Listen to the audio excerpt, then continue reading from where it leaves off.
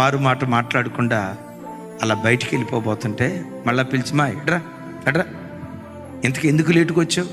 సరే, అర్ధగంట లేటుగా వచ్చావు, ఎందుకు లేటుగా వచ్చావు?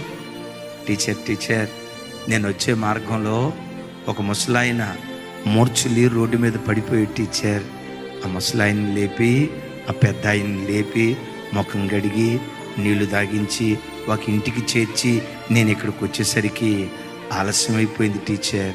సారీ టీచర్, ఆలస్యమైనందుకు సారీ టీచర్ అని అంటంతో ఆ టీచర్ కళ్ళమటి నీళ్ళు పటపటపడం విడుస్తా, పువ్వు పుట్టగానే పరిమళిస్తుంది అన్నట్లుగా ఈ చిన్న వయసులో ఎలాంటి సత్క్రియ నువ్వు నేర్చుకున్నావే, పెరిగి పెద్దదాని అయిన తర్వాత నిశ్చయంగా నువ్వు గొప్పదాని అవుతావని ఆశీర్వదించిందట టీచర్. ఆ చిన్నమ్మాయి పెరిగి పెద్దదై మదర్ తెరీసాగా మార్చబడిపోయింది.